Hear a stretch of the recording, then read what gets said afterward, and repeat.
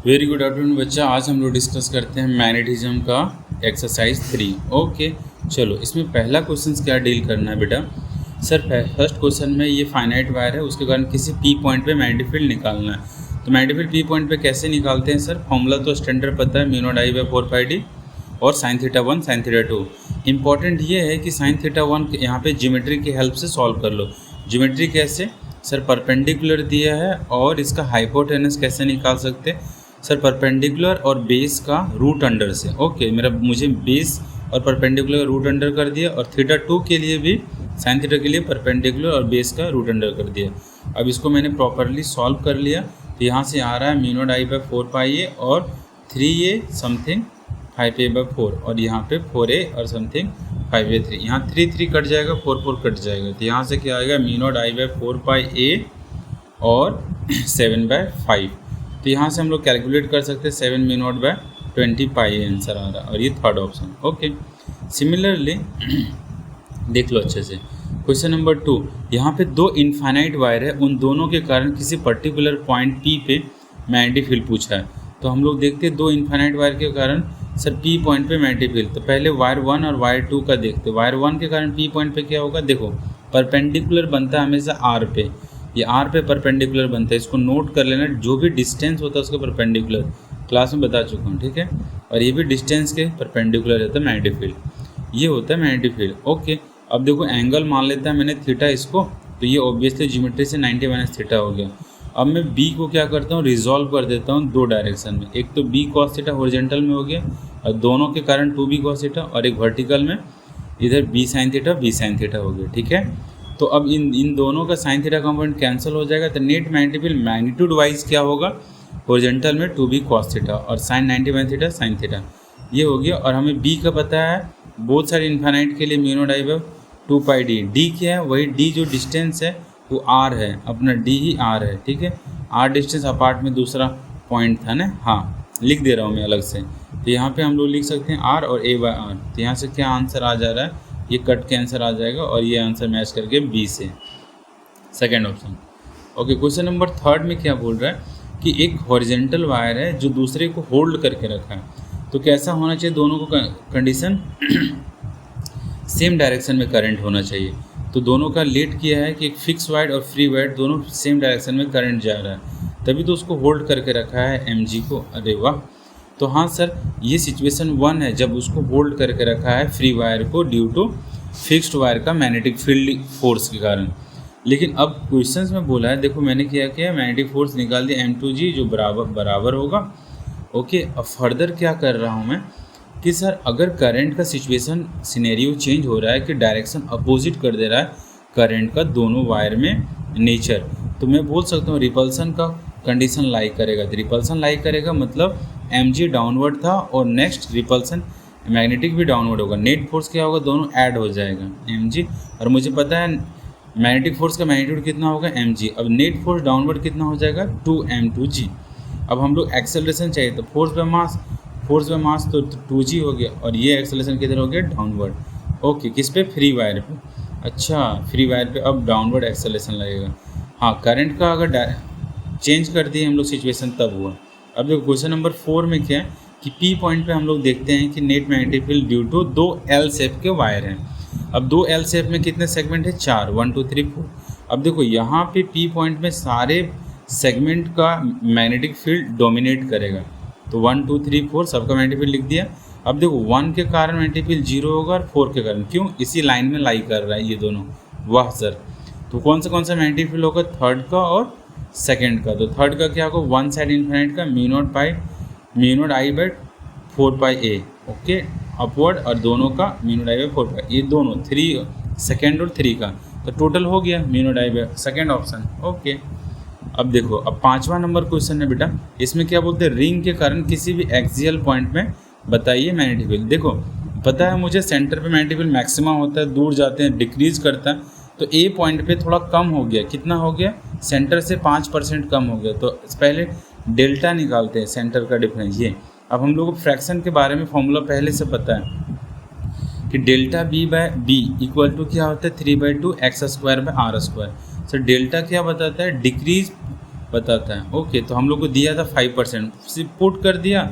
देखना ये फॉर्मेट है, ऐसा डेल्टा भी दिया रहता है हमेशा। तो यहाँ से x निकल गया। x क्या है सर, जहाँ पे 5% डिक्रीज के वो डिस्टेंस सेंटर्स हैं। ओके, अब ये क्वेश्चन नंबर 6 देखो, इसमें क्या है कि हमसे पूछ रहा है एक रिंग है, उसको दो सेगमेंट में अगर ए और सी से अलग अलग करते हैं, दो रेजिस्टेंस आ जाएगा R1 R2।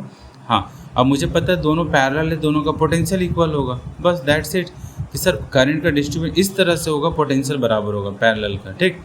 तो सर ए से उस साइड वाला R1 और दोनों का पोटेंशियल इक्वेट कर दो। ओके, तो V1 equals to V2। V1 क्या है sir, I1 R1, V2 I2 R2। Sir I1 हो गया उधर का करंट, I2 नीचे वाला करंट। तो I1 कितना है, रो L1 बाई और ये रो L2 बाई। ये सर रेजिस्टेंस को एक्सप्रेस कर रहे हैं, लेंथ के टर्म में ऐसे लिख दिए। और कौन सा कंडीशन को कैरी करता है, थर्ड। ओके, क्वेश्चन नंबर अब हम लोग देखते हैं 7 में हमसे बोलता है कि सर 3 अलग अलग सिचुएशन के वायर हैं और तीनों में करंट डिस्ट्रीब्यूट हो रहा है। अब मैं बोलूँगा जहाँ पे यूनिफॉर्मली डिस्ट्रीब्यूट होगा उसके सेंटर पे नेट मैग्नेटिक फील्ड 0 होगा, ये कॉन्सेप्ट बताया था। तो यहाँ पे देखो अपर सेगमेंट और लोअर सेगमेंट दोनों का रेजिस्टेंस सेम है। हाँ सर, R प्लस R और नीचे के लोअर सेगमेंट के R प्लस स्मॉल r, ठीक है। तो दोनों का रेजिस्टेंस सेम है, तो यहाँ पे नेट मैग्नेटिक फील्ड 0 होगा। अब यहाँ पे देखो अमाउंट में कि अब Q वाले केस में दोनों में अपर केस में RR है, लोअर केस में स्मॉल r है। अब यहाँ पे रेजिस्टेंस का डिस्ट्रीब्यूशन यूनिफॉर्म नहीं हुआ, तो मैग्नेटिक फील्ड भी सेंटर पे 0 नहीं होगा। थर्ड केस में देखो upper segment small r capital, net तो इक्वल है और नीचे भी नेट इक्वल है, मतलब R प्लस R बाई 2, नीचे 2 लिखा हूँ, देख लेना। अब यहाँ पे भी सिमेट्री का इन्फॉर्मेशन है 1 का, और थर्ड में भी सिमेट्री का भी इन्फॉर्मेशन है। तो दोनों केस में मैग्नेटिक फील्ड 0 होगा, लेकिन सेकेंड केस में नॉट 0 होगा। तो हमसे पूछा है 0 किस में होगा, तो फोर्थ ऑप्शन P और R में दोनों में सिमेट्रिकल केस है, इसलिए 0 हुआ। क्वेश्चन नंबर 8 देखो, बहुत अच्छा है। 8 में बोल रहा है बताइए दो वायर है सर, x एक्सिस में y एक्सिस में, दोनों के कारण किसी पर्टिकुलर पॉइंट पे मैग्नेटिक फील्ड 0 होगा, तो बताइए x और y में रिलेशन। तो मैंने मान लिया कि 0 होगा, तो पहला वायर का अगर डाउनवर्ड होगा दूसरा का अपवर्ड होगा। तो एक पर्टिकुलर पॉइंट ले लिया एक्स वाई, जहाँ पे दो वायर का मैग्नेटिक फील्ड एक डाउनवर्ड अपवर्ड राइट डाउन कर दिया। अब देखो वायर 1 लिया और वायर 2, वायर 1 का मैग्नेटिक फील्ड किसी पर्टिकुलर पॉइंट में क्या है, अपवर्ड, और उसके लिए एक्सप्रेशन लिखा, और किसी वायर 2 के लिए डाउनवर्ड। अब उसका डिस्टेंस y और x देख दिया है, जिसके अकॉर्डिंग दिया हुआ है वहाँ पे, ठीक है। अब यहाँ पे हम y और x में रिलेशन को कैरी कर रहे हैं, तो x इक्वल टू 3y आ रहा है। ओके, कौन सा ऑप्शन मैच कर रहा है, थर्ड, इजी है, ठीक है। क्वेश्चन नंबर 9 की तरफ मूव करते हैं। देखना क्वेश्चन नंबर 9 में क्या है, सबसे पहले तो देखो एक रिंग के बारे में पढ़ते हैं, ठीक है। अगर ये पूरा एक ही प्लेन में, तो रिंग को दो पार्ट में डिस्ट्रीब्यूट कर दिया सर, एक सेमी सर्कल, दो सेमी सर्कल है, ठीक है। लेकिन एक्चुअली पूरा सर्कल का मैग्नेटिक फील्ड ही है, लेकिन दो अलग कर रहा हूँ, देखो क्यों बताता हूँ। पहले AC B कर दिया और दूसरा कर दिया सर यहाँ पे BDA, दो अलग अलग कर दिया। तो हाफ का mu naught I by 4R और दूसरा का भी हाफ का म्यू नॉट I। लेकिन खुशी का बात है दोनों का मैग्नेटिक फील्ड अपवर्ड है, फुल रिंग का ही है, तो mu not I by 2R। क्यों नहीं डायरेक्ट लिखा सर, आप डायरेक्ट क्यों नहीं लिखा? अच्छा रुको बता रहा हूँ, अलग अलग लिख के क्या फ़ायदा है। लेकिन अगर यही रिंग को अगर फोल्ड कर दिया जाए, कैसे सर, दो प्लेन में, तब क्या होगा मैग्नेटिक फील्ड, तब मैग्नेटिक फील्ड देखो इस तरह से होगा। हाफ सेगमेंट को इस तरह से लिखते हैं, देखो मैं प्लेन बना रहा हूँ, आधा को ऐसा रखा हूँ और आधा को ऐसा रखा हूँ, हाफ सेगमेंट को, ओके। तब मुझे ये दिख रहा है कि सर हाफ सेगमेंट का मैग्नेटिक फील्ड अगर लाइक कर रहा है vertically upward and half segment next half का हॉरिजॉन्टल, तो मुझे दिख रहा है कि अब दोनों का डायरेक्शन सेम नहीं है। अब बताइए नेट मैग्नेटिक फील्ड कैसे राइट डाउन करेंगे। अच्छा, अब नेट मैग्नेटिक फील्ड के लिख रहा हूँ सर, दोनों का डायरेक्शन अलग अलग है। हाँ, तो B1 जो ABC आर्क है उसका, और जो आर्क है कौन सा, नेक्स्ट कौन सा, ADB आर्क है उसका। अब देखो mu naught I by 4 pi R, लेकिन एक हो गया K कैप वर्टिकल में और एक हो गया हॉरिजॉन्टल में। देखो यहाँ पे कौन सा देख रहा हूँ सर, A पार्ट देख रहे हैं, कौन सा, ABC पार्ट का कितना हो गया, K कैप सर वर्टिकल में, ठीक है। अच्छा तुम्हें यहाँ पे मैंने फ्रेम नहीं बनाया है, बट तुम जान लो कि ऐसे K कैप वर्टिकल बोल रहे हो और एक हॉरिजॉन्टल I कैप की तरफ। सर मुझे समझ नहीं आ रहा है K कैप और I कैप। अगर तुम्हें नहीं समझ में आ रहा है तो तुमसे हमसे K कैप और I कैप पूछ नहीं रहा है, बट दोनों का डायरेक्शन वर्टिकल होगा, ठीक है, समझ में। अच्छा ठीक है, इसको और अच्छे से लिख देता हूँ, देखो ये B नेट लिख रहा हूँ ना, हाँ नेट मैग्नेटिक फील्ड, अच्छे इसको मिटाता हूँ, नेट मैग्नेटिक फील्ड लिखना है, ठीक है। तो नेट मैग्नेटिक फील्ड क्या हो जाएगा, देखो फिर से लिख रहा हूँ, तो B मैग्नेटिक फील्ड क्या होगा सर, B/2 अगर पूरा सर्कल को B मानता हूँ तब इस तरह से एक्सप्रेस कर सकते हैं। तब अगर मैग्नीट्यूड क्या हो जाएगा, √2 टाइम्स B/2, ओके सर, पूरा सर्कल का मैग्नेटिक फील्ड बी गिवन था 8√2 बी का मैग्नीट्यूड, तब यहाँ पुट कर देंगे तो ये सर जब अगर हम लोग प्लेन में रखते हैं तब क्या मैग्नेटिक फील्ड होगा 8 टेस्ला। अच्छा सर्कल का दिया था, लेकिन अगर हाफ अगर प्लेन में रखेंगे तो मैग्नेटिक फील्ड ट्रांसफॉर्म हो जाएगा, 8 टेस्ला आ गया। अब क्वेश्चन नंबर 10 में देखो सर, ये हम लोग जानते हैं किसी वायर के कारण वेरी करता है मैग्नेटिक फील्ड एक्स के अकॉर्डिंग, ये बी और एक्स में रिलेशन है रेक्टेंगुलर हाइपरबोला। अब इसी कॉन्सेप्ट का यूज़ करो, देखो चार्ज में इसी तरह यूज़ करते थे। हाँ सर, अब 2 वायर लिया, अब इसका दोनों वायर कैसे इन्फाइनाइट, इसका अपना बना दिया 1/x वाला और इसका अपना 1/x वाला। अब यहाँ दोनों को हाथ मिलवा दिया, अब यहाँ पे कितना 2 आ रहा है। ओके, दोनों यहाँ पे हैंडशेक करवाया। Okay, question number 11। Question number 11 में क्या है, हमसे पूछ रहा है सर सॉलिड सिलेंडर मतलब हॉलो सिलेंडर का सेंटर पे मैग्नेटिक फील्ड कितना होगा, 0। बताया है कि नहीं बताया? हाँ सर, इनसाइड में कहीं भी 0 होता है। देखो मान लो 1 2 3 हमेशा बताएं 3 पॉइंट। ओके, किसी भी सिलेंडर के कारण, हाँ तो सेंटर पे 0, सरफेस पे μ0I/2πr और आउटसाइड क्या होगा μ0I/2πx, ऐसा वेरी करता है। ठीक है, इसका ऑप्शन सेकेंड हो गया है। ओके, क्वेश्चन नंबर 12 को देखो ध्यान से, इसमें हमसे पूछ रहा है क्वेश्चन नंबर 12 में एक सॉलिड सिलेंडर लो, और सॉलिड सिलेंडर के केस में इसमें भी 3 इनसाइड का क्या होता है magnetic field formula solid cylinder का पता है? हाँ sir, B inside equal to हम लोग को पता है ये रट के रखे हो ने। ओके, इसको रट μ0I/2πr² इंटू एक्स होता है। हाँ, लीनियर वाला इक्वेशन। अब यहाँ पे अगर एकदम एक्सिस में पूछे तो एक्सिस में एकदम सेंटर पे 0 होगा, तो मुझे पता है मैग्नेटिक फील्ड एक्सिस पे क्या होगा 0। थोड़ा सा अगर पूछता तो थोड़ा डिस्टेंस पे पूछता तो कुछ बात था, और हमको पता है विसिनिटी का मतलब होता है सरफेस पे इलेक्ट्रिक फील्ड कितना है 0। Option B is correct, surface पे होता है इलेक्ट्रिक फील्ड 0। ठीक है, क्वेश्चन नंबर 13 में देखो यहाँ पे 3 अलग अलग चार्ज पार्टिकल को मैग्नेटिक फील्ड में थ्रो किया 1 2 3। सर जो सीधा डिस्टेंस चला गया, नो डेविएशन कंडीशन है, ये किसका होगा, न्यूट्रल का। और ये जो यहाँ पे मुड़ रहा है ऑप्शन 1 में, ये सर कर्व ले रहा है, ऑप्शन 1 वाला पॉजिटिव चार्ज होगा, ऑप्शन 2 वाला नेगेटिव। कैसे पता चला आपको? सर V×R से।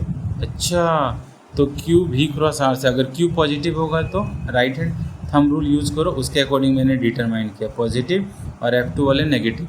राइट हैंड थंब से ही पता चलेगा पॉजिटिव नेगेटिव। ठीक है, ओके। क्वेश्चन नंबर 14 देखो, क्वेश्चन नंबर 14 में क्या बोलता है, सर 3 अलग अलग यहाँ पे पार्टिकल हैं, तो सर H+, He+, O+, तीनों का मास इस तरह से m 2m 8m, तीनों का चार्ज इस तरह से। अब हम लोग पहले कॉन्सेप्ट रेडी कर लेते हैं कि क्या कॉन्सेप्ट बनता है। हमसे पूछा क्या है सर, इन तीनों के केस में कंडीशन के बारे में पूछा है। चलो फिर और अच्छे से लिख देता हूँ सर, m और 4m और 16m, एक मास में थोड़ा सा डिफरेंस था, और एक दोनों चार्ज कितना है E और क्या है 2E, इस तरह से इन दोनों का चार्ज है। ठीक है, अब सर R1 R2 R3 तीनों का रेडियस का है। सर एक बार पहले कॉन्सेप्ट बनाते हैं, क्या बोला है सर, एनर्जी सेम है, तो रेडियस इन्वर्सली प्रोपोर्शनल है मास और चार्ज के स्क्वायर, मास √अंडर मास और चार्ज का रेशियो। अब ये इसका कॉन्सेप्ट रेडी कर लिए, m/e² m/a। अब यहाँ से कॉमन डेटा को हटा दिया, और कितना दिख रहा है ये 1:2:2। तो यहाँ पे ये दिख रहा है कि 1 और 2 में कैसा रिलेशन है। अच्छा, पहले 1 और 2 में थीटा हमेशा पता है ना, डिफ्लेक्शन एंगल रेडियस के कैसा होता है इन्वर्सली, ये याद रखना। कर्वेचर जो होता है, जिसका कम रेडियस उसका ज़्यादा थीटा, और जिसका ज़्यादा रेडियस उसका कम थीटा। थीटा क्या है, डिफ्लेक्शन। अब यहाँ पे देख लो 1 2 में सबसे कम रेडियस किसका है सर, फर्स्ट केस का, उसका थीटा सबसे क्या होगा, उसका थीटा ज़्यादा, तो हाईली डिफ्लेक्शन कौन होगा, H। और दोनों का रेडियस सेम है, कैसे He+ और O++ का। ठीक है, हीलियम ऑक्सीजन, इसलिए दोनों का रेडियस सेम है, तो दोनों का डिफ्लेक्शन सेम होगा। ओके, पूरा रेडियस और डिफ्लेक्शन का कॉन्सेप्ट था। क्वेश्चन नंबर 15 हम लोग देख रहे हैं। क्वेश्चन नंबर 15 में सर mg फोर्स किसको बैलेंस करता है सर, ग्रेविटेशनल को। तो एक चार्ज मूव कर रहा है और बैलेंस है, तो बस मैग्नेटिक फोर्स और कूलम्बिक फोर्स बैलेंस कर दिया, ख़त्म। तो बैलेंस कर दिया QV = mg। Okay sir, question number 16। Question number 16 में देखो लॉरेंज का नेट फोर्स कितना होता है, 0। अब नेट फोर्स 0 होता है, तो देखा जाए कि नेट फोर्स 0 कब होता है, सब मैग्नेटिक इलेक्ट्रिक फोर्स बराबर। तो यहाँ से कंडीशन E का ये आता है V×B, ये कंडीशन याद रखना हमेशा, V×B और E में ये कंडीशन होता है। अब चेक करते हैं हर एक सिचुएशन में कि ये किस में सेटिस्फाई करता है। हमसे बोला था पहले ही कि पहले इस बात को क्लियर किया था कि नेट फोर्स 0 है, ठीक है। तो और दोनों electric field magnetic field present है, तो हमसे ऑप्शन 1 2 सेटिस्फाई हो रहा है। देखो चेक करके बताता हूँ, चेक करते। तो देखो पहले अगर हमसे बोल रहा है इलेक्ट्रिक फील्ड दिया हुआ ऑप्शन 1 में के कैप, और सर यहाँ पे वेलोसिटी आई कैप में है और बी जे कैप में, तो आंसर नॉट सेटिस्फाई हुआ LHS RHS। अब ऑप्शन 2 को चेक करते हैं। ठीक, ऑप्शन 2 में दिया हुआ है सर यहाँ ई किधर दिया हुआ है जे कैप की तरफ, ओके, ई किधर दिया हुआ है जे कैप की तरफ, और सर माइनस, और भी किधर दिया हुआ है ई किधर दिया हुआ है जे कैप की तरफ, और भी किधर दिया हुआ है आई कैप, और बी किधर दिया हुआ है के कैप की तरफ। अगर कंसीडर करते तब दोनों सिचुएशन प्लस हो गया, तब मुझे पता चल गया कि ये बी सेटिस्फाई कर गया LHS RHS। Okay, question number 17 में क्या पूछता है कि हमेशा भी जो होता है ना टेंजेंशियल लाई करता है, बट डायरेक्शन चेंज होते रहता है। मोमेंटम वेक्टर क्वांटिटी, इसलिए मोमेंटम चेंज होगा, और स्केलर क्वांटिटी कांस्टेंट होगा। ओके, क्वेश्चन नंबर 18 देखो यहाँ पे हम लोग सबसे पहले फ्रेम बनाते हैं, और फ्रेम में करना क्या होता है सर कि XYZ हम लोग पता है फ्रेम में इस तरह से, Z अपवर्ड है, वेलोसिटी किधर की तरफ है, Y के तरफ दिया हुआ था। ठीक है, कि वेलोसिटी हम लोग Y की तरफ थ्रो कर रहे हैं, और E और B का डायरेक्शन पूछा बट अनडेविएटेड होगा। अनडेविएटेड कंडीशन पहले लिखो। अनडेविएटेड कंडीशन क्या होता है, नेट फोर्स 0 होता है, मैग्नेटिक और इलेक्ट्रिक फील्ड अपोजिट होता है दोनों। तो सर क्या कंडीशन होगा, तो हम लोग पता है कि Q V cross B equal to होता है QE, और क्यू कट गया, तो इलेक्ट्रिक फील्ड के लिए ये एक्सप्रेशन जो है V क्रॉस B, ये याद रख लो, ये किसका कंडीशन है, अनडेविएटेड का। अभी देखो यहाँ V दिया हुआ है जे कैप, और B का डायरेक्शन पता करना है। V तो हम लोग को गिवन है जे कैप। अब देखो एक एक कंडीशन चेक करते जाएंगे कौन सा सेटिस्फाई करेगा। सबसे पहले देखो, और ये भी दिया हुआ है कि अगर मैं तुमसे बोलूँ कि अगर यहाँ पे इलेक्ट्रिक फील्ड, तो मान लेते हैं किसके तरफ है, ये गिवन है -x की तरफ, और Z वाला डायरेक्शन किधर मान लेते हैं, +k की तरफ। तो ये कंडीशन सेटिस्फाई कर रहा है कि नहीं। मैंने खुद से लेट किया दोनों को, किसको x और y को, तो यहाँ से सेटिस्फाई कर गया। ओके सर, आपने क्यों आंसर देख लिया था मैंने पहले, उसी के अकॉर्डिंग मैंने किया। तुम एक एक करके सॉल्यूशन करना। ओके, क्वेश्चन नंबर सर इसमें तो तुम जान दो, आइडियल क्रॉस R कर दो, जो राइट हैंड रूल से सेटिस्फाई कर गया। यहाँ कौन सा सेटिस्फाई कर रहा है, ऑप्शन 1, बस ये राइट हैंड थंब रूल है। Question number 20, question number 20 easy question है। इसमें देखो गिवन डेटा पहले लिखो, क्या क्या गिवन डेटा है सर। गिवन डेटा मुझे दिया हुआ है A side of triangle, B दिया हुआ है, हमसे पूछना क्या चाह रहा है, टॉर्क। टॉर्क का फॉर्मूला पता है ना, हाँ, नीबा साइन थीटा, और थीटा कितना दिया है सर यहाँ 90 डिग्री, बस। तो नीबा है, सबको पुट कर दो, तो M क्रॉस B होता है, थीटा सर 1 लिख दिए, तो नीबा को थीटा लेट के 90 डिग्री, तब M का वैल्यू पुट करो, NIBA, ठीक है। N का दिया हुआ है सर नंबर ऑफ टर्न, सब कुछ N का वैल्यू 1 लेट कर लिया, कुछ टर्न। एरिया ट्रायंगल का कितना होता है, ये हमसे टॉर्क पूछा था, सारा डेटा गिवन था, उठा के सब रखो, और आंसर जो आंसर आएगा निकाल लो। अब आपका आंसर क्या आ रहा है सर, मेरा 8.65 आ रहा है, और ये कौन सा ऑप्शन मैच कर रहा है, आपका आंसर 1। ओके, ठीक है, बहुत आसान क्वेश्चन था, निबा के थ्रू निकालना था। क्वेश्चन नंबर 21 बेटा कैसे करते हैं, देखो सर 21 को कैसे हैंडल करते हैं। पहले सर गिवन डेटा लिखो क्या क्या। देखो सबसे पहले क्वेश्चन समझो, हमको निकालना क्या है, हमको निकालना है इस क्वेश्चन में सर हमें निकालना है टॉर्क। लेकिन टॉर्क निकालना है कैसे, सोलेनॉइड के मैग्नेटिक फील्ड में किसी रिंग को रखा गया। ओ, तो सोलेनॉइड का मैग्नेटिक फील्ड इनसाइड होता है एक्सियल में, पहले वो बनाओ, और उस एक्सियल के अंदर कोई रिंग रखा हुआ है एन लूप का। अच्छा, उस एन लूप में कितना टॉर्क डेवलप होगा ये निकालना। अच्छा, तो यहाँ पे दो अलग अलग सेगमेंट है, एक तो सोलेनॉइड है और दूसरा रिंग है, मतलब रिंग में टॉर्क बताना है ड्यू टू सोलेनॉइड। इसका मतलब ये बात ध्यान रखो, पहले तो मैग्नेटिक फील्ड बताओ कितना होगा सोलेनॉइड का, वही तो रिंग में टॉर्क प्रोड्यूस करेगा। हाँ सर, तो magnetic field due to ring कितना प्रोड्यूस होता है inside the solenoid, amount mu naught NI। अच्छा, म्यू नॉट NI किसका है सर, सोलेनॉइड का। तो सर म्यू नॉट N दिया हुआ है सर, I दिया हुआ है, इसको निकाल सकते हैं। अब हम लोग देखते हैं torque on loop due to solenoid magnetic field. अच्छा, तो सर क्या होगा, अब निकालना है मुझे टॉर्क ऑन 2 ड्यू टू 1। 2 किसको मान रहे हैं, 2 मानूंगा मैं लूप को, और 1 किसको मानूंगा, 1 मानूंगा मैं सोलेनॉइड को। ओके, 2 लूप को, तो सर M2 किसका है, लूप का, और B1 किसका, सोलेनॉइड का। ओके, मतलब सोलेनॉइड का मैग्नेटिक फील्ड लूप के इनसाइड जा रहा है। अच्छा, तो B1 देखो सोलेनॉइड का लिख रहे हैं, और M2 किसका लिख रहे हैं, लूप का। तो M2 में हो जाएगा NIA, और सोलेनॉइड का होगा म्यू नॉट NI। अब इन दोनों के बीच का एंगल कितना है, थीटा M1 तो सर लूप को अरेंज ही ऐसा किया है कि उसका M जो एरिया वेक्टर अपवर्ड हो, ठीक है। डायग्राम से तुम देख लेना, ये इंपॉर्टेंट है। Theta 90 degree. अब सब कुछ दिया हुआ है बेटा, I2 दिया है, लूप में करंट, नंबर ऑफ लूप दिया है, लूप का एरिया दिया है, पुट कर दो। अब मैं सोलेनॉइड का डेटा पुट कर रहा, म्यू नॉट दिया है, N नंबर ऑफ टर्न पर मीटर दिया था, और I1 दिया है। अब इतना पूरा मैंने मेहनत किया है G1 लगा के। अब यहाँ से आंसर आ रहा 5.92। और सर कौन सा आंसर मैच कर रहा है अब ऊपर देख लेना। मैं आगे चलता हूँ क्वेश्चन नंबर 22 में, ठीक है। ओके, क्वेश्चन नंबर 22 क्या बोलता है? सर हम लोग को पता है ससेप्टिबिलिटी का -1 होता है सुपर कंडक्टर, बस इसको रटे रहो और कोई चारा नहीं है। -1 क्यों? क्योंकि डायमैग्नेटिक बिहेवियर करता है सुपर कंडक्टर, ठीक है। ओके बेटा आगे चलते हैं, ठीक है। क्वेश्चन नंबर 23 की तरफ। 23 का डायरेक्ट लिखवाया है, थर्ड ऑप्शन आंसर, ठीक है। ओके पैरामैग्नेटिक के लिए। अब देखो क्वेश्चन नंबर 24 में क्या दिया है और क्या निकालना है। छोटा सा क्वेश्चन है। देखो ससेप्टिबिलिटी मुझे निकालना क्या है सर, मुझे आई निकालना। आई क्या होता है सर? मैग्नेटाइजेशन निकालना। अच्छा मैग्नेटाइजेशन निकालना है। ससेप्टिबिलिटी दिया हुआ है और यहाँ पे H दिया हुआ है, मुझे आई निकालना है। फॉर्मूला यूज़ कर दो, I = ससेप्टिबिलिटी इंटू H, सब पुट करना है और आंसर 12। ओके आंसर देख लो कौन सा आया। क्वेश्चन नंबर 25 में भी सर मुझे पता है रिलेटिव परमिबिलिटी निकालना है। सारा डेटा दिया 1 + I पुट कर दिया। ओके क्वेश्चन नंबर 26 में देखो हमें क्या दिया हुआ, क्या निकालना है सर? मुझे आई निकालना। आई क्या होता है? मैग्नेटाइजेशन। तो देखो आई निकालने के लिए क्या क्या गिवन डेटा है सर? मास दिया है, एम दिया है, डेंसिटी दिया है।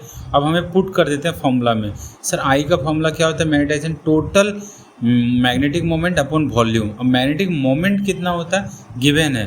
और वॉल्यूम क्या होता है सर? वॉल्यूम तो मास अपॉन डेंसिटी होता है ना। हाँ तो ये इसको यूज़ किया, ऊपर मास दिया था और डेंसिटी रख दिया। ये नॉर्मल कैलकुलेशन बेटा और कुछ नहीं है। यहाँ से आंसर कैलकुलेट करके मैंने कैलकुलेटर से कैलकुलेट करके मैंने आंसर निकाल लिया। कितना आ रहा है? 9 × 10⁻⁻²। चलो मैं कट करके दिखा देता हूँ, ठीक है। ऐसे ऐसे कट करते हैं और ये आंसर आ रहा है, ठीक है। ऑप्शन नंबर क्या आएगा इसका?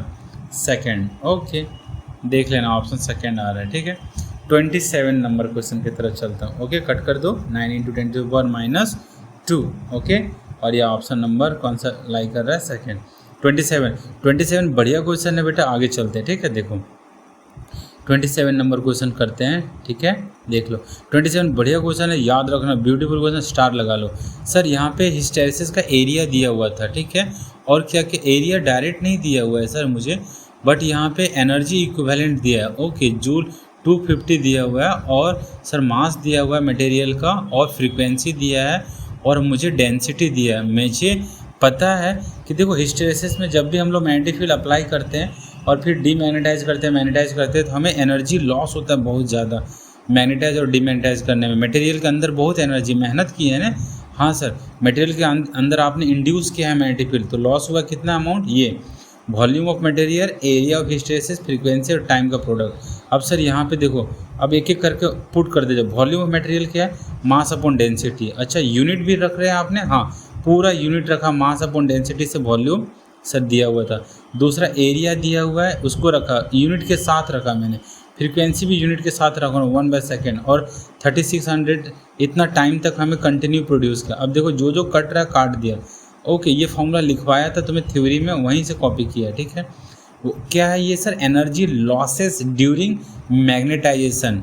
ओके इनसाइड द मटेरियल, इतना मेहनत एनर्जी लॉस होता है मुझे किसी को मैग्नेटाइज करने में। अच्छा ऐसे नहीं कोई मैग्नेट बनता। ओके 6 × 10⁻⁻, इतना आ रहा है डेटा, ठीक है।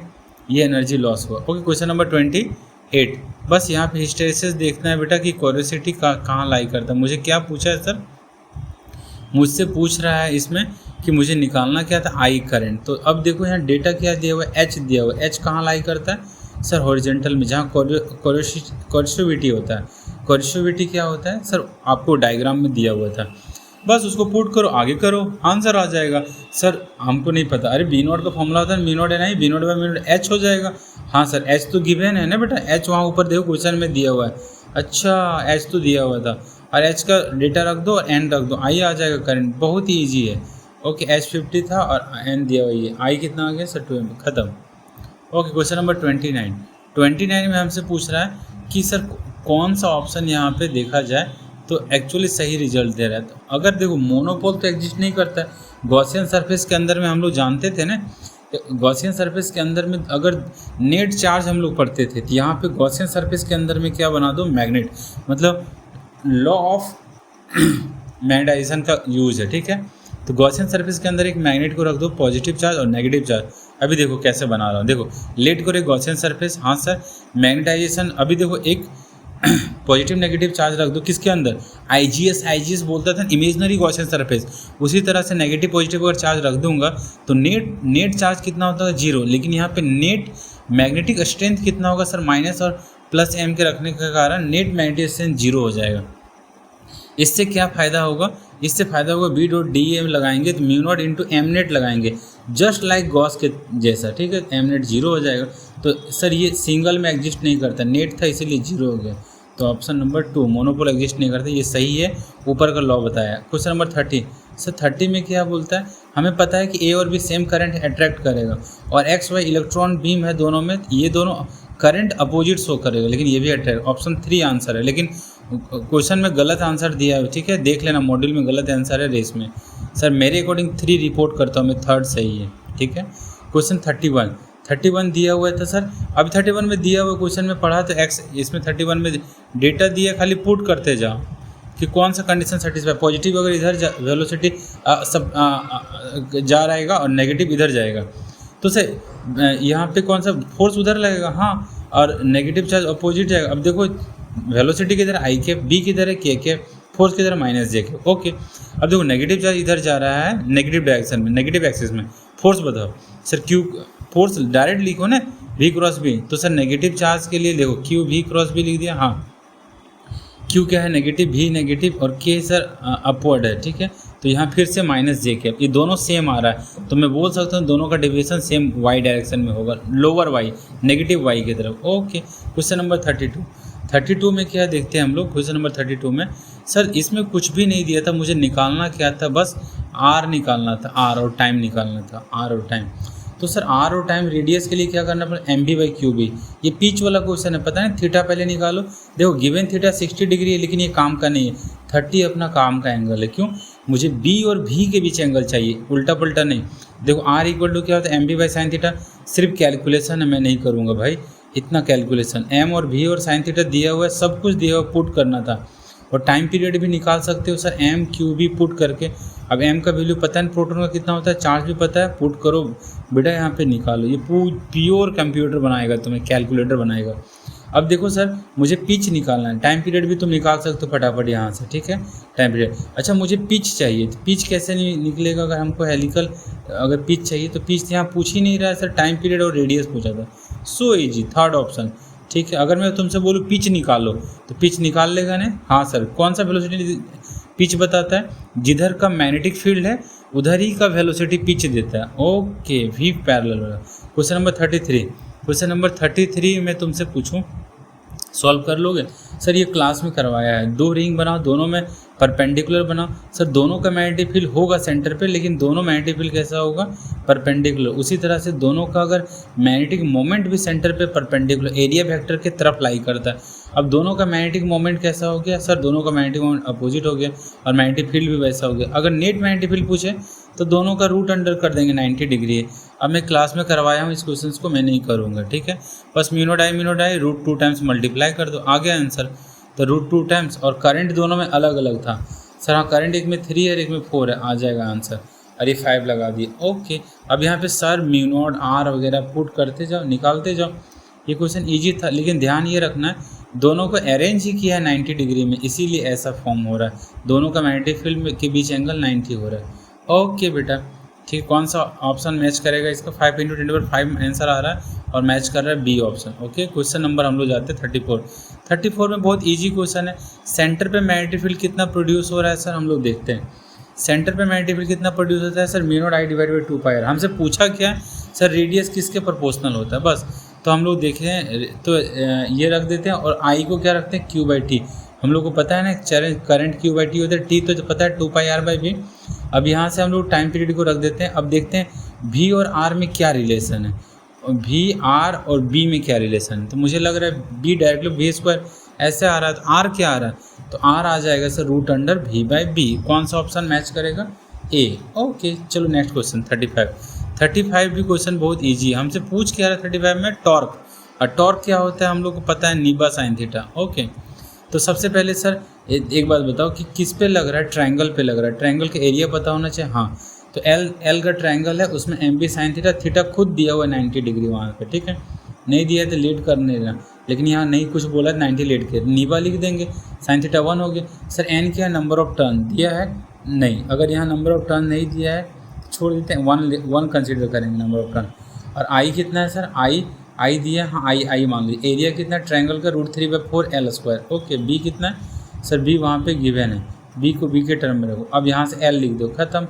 आ रहा है कौन सा ऑप्शन सर, ऑप्शन कौन सा आ रहा है इसका, थर्ड ऑप्शन आ रहा है। क्वेश्चन नंबर 36 बहुत ईजी क्वेश्चन है। क्वेश्चन नंबर 36 में बोलता है कि मैग्नेटिक फील्ड कहाँ जीरो होता है, सॉलिड मतलब हॉलो सिलेंडर का, सर सेंटर पे जीरो होगा, इनसाइड जीरो होगा। ओके जीरो होगा इनसाइड, ऑप्शन नंबर कौन सा मैच करेगा, सेकंड। ग्राफ तो जानते हो ना, ऐसा सब कुछ रटा दिए बेटा क्लास में। ओके क्वेश्चन नंबर 37 चलते हैं। 37 के क्वेश्चन में हमसे पूछ रहा है कि मैग्नेटिक फील्ड कितना होता है। सर मैग्नेटिक फील्ड क्या होता है एक सोलेनोइड के अंदर में, very easy question. Okay magnetic field due to solenoid inside is mu naught N I, N mu naught दिया हुआ है, एन दिया हुआ है, एन आई पता है, पुट करो मैग्नेटिक फील्ड निकल जाएगा, ठीक है।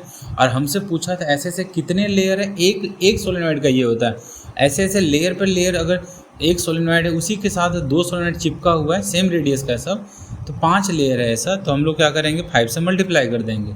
ओके दी 16 इंटू समथिंग आ रहा है पाई इंटू 10⁻⁴, एक लेयर का मैग्नेटिक फील्ड है, तो 5 लेयर होगा तो 5 से मल्टीप्लाई कर दो, दैट्स इट। ओके कितना आ जाएगा बेटा, ऐसे ऐसे 5 लेयर है, 1 2 लेयर 3 लेयर 4 लेयर सेम ही रेडियस का है एकदम, तो कितना आ जाएगा। ओके तो मल्टीप्लाई कर दो, कितना आ रहा है यहाँ सर 80 पाई इंटू 10⁻⁴, कौन सा ऑप्शन आएगा, फर्स्ट ऑप्शन आ रहा है। ओके क्वेश्चन नंबर 38 में हमसे पूछा था बेटा पिच लेंथ हमसे पूछ रहा है, पिच के लिए कौन रिस्पॉन्सिबल है, कौन बताएगा मुझे।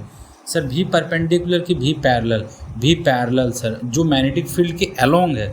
अच्छा तो मैं ऐसे बना रहा हूँ भी पैरेलल इधर और भी परपेंडिकुलर, भी पैरेलल का मतलब सर बी भी इधर ही लाई कर रहा है एक्स एक्सिस में, बी किधर है, बी दिया हुआ इतना टेस्ला, और भी पैरेलल ये है। सर मुझे रेडियस चाहिए कि पिच चाहिए, मुझे पिच चाहिए। पिच के लिए फॉर्मूला क्या बताएं पिच लेंथ के लिए, हाँ सर पिच लेंथ का फॉर्मूला क्या था, टाइम पीरियड पता है ना तुम्हें, हाँ सर टाइम पीरियड को आंख बंद करके लिख दो, वो थीटा पे डिपेंड ही नहीं करता है। पिच लेंथ का फॉर्मूला पता है, पहले टाइम पीरियड लिखो, टाइम पीरियड क्या होता है 2πm/qb। अब देखो मैं इतना टाइम नहीं है कि मैं एम और क्यू भी निकालूंगा, तुम पुट करो निकालो। पिच क्या होता है, भी पैरेलल रिस्पॉन्सिबल है टी, भी पैरेलल इंटू टी, भी पैरेलल पता है टी पता है, पिच आ गया।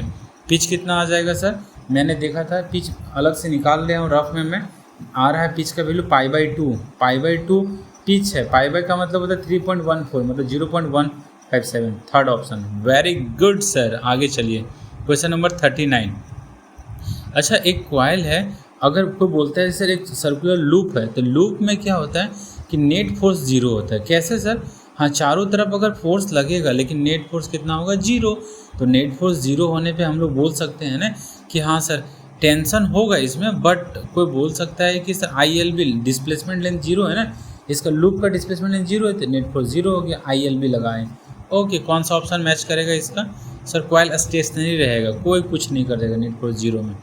40 नंबर का क्वेश्चन में हमसे पूछ रहा है हर एक सेगमेंट में फोर्स पूछ रहा है। सबसे पहले देखो अगर हम लोग y सेगमेंट ये लेते हैं, x सेगमेंट ये इन दोनों का लेंथ ऐसे निकाल सकते हैं प्रोजेक्शन L का। हाँ अब एफ नेट निकाल रहे हैं, नेट फोर्स निकाल रहे हैं लूप में, तो नेट फोर्स अगर कंप्लीट लूप पे तो 0 होगा। हाँ सर कंप्लीट लूप पे 0 होगा क्योंकि डिस्प्लेसमेंट लेंथ 0 होगा लूप पे। लेकिन अगर इंडिविजुअल बोले तो इंडिविजुअल का मतलब क्या है सर, सिर्फ CA पार्ट पे बताओ और AB पार्ट पे बताओ। अच्छा CA पार्ट पे क्या होगा ILB, हाँ सर I दिया है और Y तो निकाल सकते हैं ना, Y का वैल्यू 3/2, ये CA पार्ट पे हो गया। कौन सा ऑप्शन आ रहा है, A सही है और C सही है। Okay third option. ओके ठीक है B गलत है क्योंकि A सही है तो B तो गलत ही होगा ऑब्वियसली। ओके B में चेक कर लिया खुद से निकाल के, तुम चेक भी कर सकते हो, B जो है गलत है। अच्छा हमसे पूछा क्या था इसमें, वो गलत कौन सा वो पूछा था। ओके इसका मतलब आंसर बी टिक लगाना होगा। विच वन आर रॉन्ग इसके पे बात करना है, ठीक है। ये पूछा है ना हमसे कौन सा गलत ऑप्शन है। Okay, which one is not true. Okay, B option यहाँ पे करेक्ट होगा। हमसे गलत को आंसर पूछा, मैंने क्या मार दिया था, सी। ओके, तुम कर लेना। 41 की तरफ मूव कर दें, ठीक है बेटा। 41 में हमसे पूछ क्या रहा है सर, 41 में आपसे हम पूछ रहे हैं कितना एनर्जी। एनर्जी क्या होता है, -mb cos थीटा। थीटा कितना यहाँ पे कुछ नहीं दिया हुआ है, थीटा यहाँ आई कैप जे कैप है उससे निकल जाएगा। ओके, तो सर यहाँ पे आई दिया हुआ है, आई एम को लिख सकते हैं, एन आई ए। हाँ सर, सब कुछ दिया हुआ है, आई दिया, एन दिया, आई 15 एम्पेयर, एन 12 पुट कर दिया। अब यहाँ दोनों एरिया वेक्टर दिया आई कैप और मल्टीपल दिया आई कैप, लेकिन यहाँ पे माइनस आई कैप है तो खुद ही अरेंज हो जाएगा माइनस माइनस प्लस। सिर्फ तुम्हें कैलकुलेटर काम करना है बेटा, और काम बहुत छोटा सा है, ठीक है। आप इजीली इसको कैलकुलेट कर सकते हैं, कोई टफ नहीं है, very easy question. Okay, move करें further. Yes sir, potential energy निकल गया कितना, -1.44। 42 में हमसे पूछ रहा है कि which of the following true. पैरामीट्री जो है इंडिपेंडेंट होता है, मतलब पैरामीट्री जो टेम्परेचर पे डिपेंड करता है, बाकी सब गलत है। ओके, क्वेश्चन नंबर 43 भी जान ही रहे, सुपर -1 होता है। हाँ, 44 देख लो। 44 में क्या इनकरेक्ट पूछा था, इनकरेक्ट कौन सा है, इनकरेक्ट पहला वाला तो करेक्ट है। कॉमनली कौन सा यूज़ करते हैं हम लोग फेरो में, सब्सटेंस कॉमनली ऑल द फेरो करते, थर्ड ऑप्शन गलत है। और हमसे पूछा था कि इनकरेक्ट कौन है, थर्ड ऑप्शन ही इनकरेक्ट है। ओके ठीक है, थर्ड ऑप्शन तो हम लोग पता है अच्छी तरह से, ठीक है, इनकरेक्ट है। ओके, क्वेश्चन नंबर हम लोग 45 में डायमेट्रिक आंसर हो जाएगा, डायरेक्ट आंसर मान लो। ओके ठीक है, 45 बोला अगर नहीं क्लियर होता है तो ये थ्योरेटिकली छोड़ सकते हो, लेकिन इसका डायमेट्रिक आंसर होगा बी। अब देखो 46 का फोर्स कौन सा, पैरामेट्रिक आंसर डायरेक्ट आ जाएगा, इसका भी डायरेक्ट सर फैक्ट क्वेश्चन है, फैक्चुअल क्वेश्चन है वो सर, ठीक है। 45 और 46 सर 47 का क्वेश्चन आंसर कौन सा दोगे सर, आंसर 47 को याद करो बेटा, मैंने अच्छे से लिखा है। सिंगल एटम्स का मैग्नेटिक मोमेंट कितना होता है सर, किसके लिए सर, अगर डायमेट्रिक के लिए 0 होता है, और सिंगल एटम के लिए पैरा के लिए होता है नॉट 0, ये बात ध्यान रखना, ठीक है। और फेरो के लिए क्या होता है, इसका भी नॉट 0 होता है सिंगल के लिए। सिंगल में कौन बर्बाद है, सिर्फ डायमेट्रिक। ओके ठीक है, तो यहाँ पे हम लोग 47 टिक लगा लेना, उसके बाद 48 हम लोग बना लेते हैं। 48 में कौन सा आंसर रॉन्ग है ये पूछा, तो थर्ड ऑप्शन रॉन्ग है। डायमेट्रिक का सेसिबिलिटी सर स्मॉल पॉजिटिव अभी नहीं, माइनस होता है, नेगेटिव, डायमेट्रिक हमेशा नेगेटिव होता है, थर्ड ऑप्शन, ठीक है। अब 49 में बोलता कौन सा रिलेशन सही है। अब मुझे पता है 49 में ये रिलेशन पता है, B0 = B0 + B इनसाइड। हाँ, अब μ0 × H लिख सकते हैं। हाँ, अब यहाँ से μ0 कॉमन ले लो, आई हो गया। आई को क्या लिख सकते हैं, m/v, आई को क्या लिख सकते हैं, m/v। और अगर वॉल्यूम 1 हो जाए तब इक्वेशन कैसा ट्रांसफॉर्म होगा, H और Mi, यानी कौन सा ऑप्शन, फर्स्ट। वॉल्यूम अगर 1 हो जाए, लेट कर लो। अब 50 नंबर देखना, अगर हमसे कोई पूछे सर डायमेट्रिक का सर वो हमेशा नेगेटिव होता है, उसका ससेप्टिबिलिटी और रिलेटिव परमिटिविटी क्या होता है, <1। ये बताया था 0 से बड़ा 1 से छोटा डाया के लिए, लेकिन पता है परमिटिविटी ये हमेशा 1 से बड़ा होता है किसी भी मटेरियल का। सर 1 होता है फ्री स्पेस का, ये पता है ना, फ्री स्पेस वैक्यूम का 1 होता है, ये याद रखना। ऑप्शन कौन सा मैच कर गया मुझे सर, ऑप्शन सेकंड मैच कर गया, ठीक है, सेकंड। ओके 51 क्वेश्चन की तरफ मूव करते हैं। 51 में देखो क्या क्या दिया था, मुझसे मैग्नेटिक मोमेंट पूछ रहा है और लेंथ का रेशियो पूछा है, ठीक है, और एंगुलर मोमेंटम का रेशियो। तो हम लोग पढ़ चुके हैं, we know that the magnetic moment क्या लिखते हैं सर, QL/2m। Q क्या है, चार्ज, L क्या, एंगुलर मोमेंटम, मास। तो ये हम लोग पढ़ चुके हैं, m/L = Q/2m। हाँ सर, लेकिन यहाँ चार्ज दिया था 2Q और मास दिया था 2m, रिप्लेस कर दो तो क्या आ रहा है, Q/2m आ रहा है, डी ऑप्शन। ओके सर, यहाँ दिया होता चार्ज को 2Q रखने पे और मास को 2m रखने पे, दो, ठीक है, 2 पार्टिकल है, ठीक है, 2m मास था, 2m मास। ओके, ऑप्शन कौन सा मैच किया, डी। अब 52 देखो, 52 में देख लो गिवन डेटा क्या क्या है। तो हम लोग को पता है कि गिवन डेटा में सर टाइम पीरियड के बारे में पूछ रहा है, टाइम पीरियड इसमें आर और भी इंडिपेंडेंट होता है, D option, fourth option. 53 so easy question. 53 में हमसे फिर पूछ रहा है कि बताइए m निकालिए, मैग्नेटिक मोमेंट I × A और I × एरिया ये होता है। अब सर टाइम पीरियड क्या होता है, 2πr × v, ये हम लोग पता है। यहाँ से क्या क्या कट जा रहा है सर यहाँ पे QV क्या आ रहा है, QVR। ऑप्शन कौन सा मैच के देख लो। 54 इजी क्वेश्चन था। 54 नंबर क्वेश्चन सर हमसे पूछ क्या रहा है 54 में? सर वर्क डन पूछ रहा है, तो वर्क डन तो जीरो होता है ना इसमें मैग्नेटिक में। हाँ सर, तो काइनेटिक एनर्जी कांस्टेंट होगा, तो इनिशियल काइनेटिक एनर्जी टी मानेंगे तो फाइनल भी टी होगा। हमसे पूछ रहा है 3 सेकंड बाद भी वही होगा, initial kinetic energy final kinetic के बराबर होगा हमेशा। वर्क डन हो ही नहीं रहा है तो काइनेटिक एनर्जी चेंज होगा ही नहीं। अच्छा, तो काइनेटिक एनर्जी पहले भी टी है अभी भी टी। देखना हमेशा परपेंडिकुलर होता है, force perpendicular to arc length, work done zero. देखो क्वेश्चन नंबर 55 हमें पता है नेट लूप का कितना होता है, नेट फोर्स जीरो। तो नेट फोर्स जीरो होता है तो यहाँ पे 3 फोर्स दिया है, तो चौथा फोर्स ऐसा लगेगा कि नेट फोर्स जीरो हो जाए, तो इन तीनों का रिजल्टेंट को कैंसिल कर रहा होगा।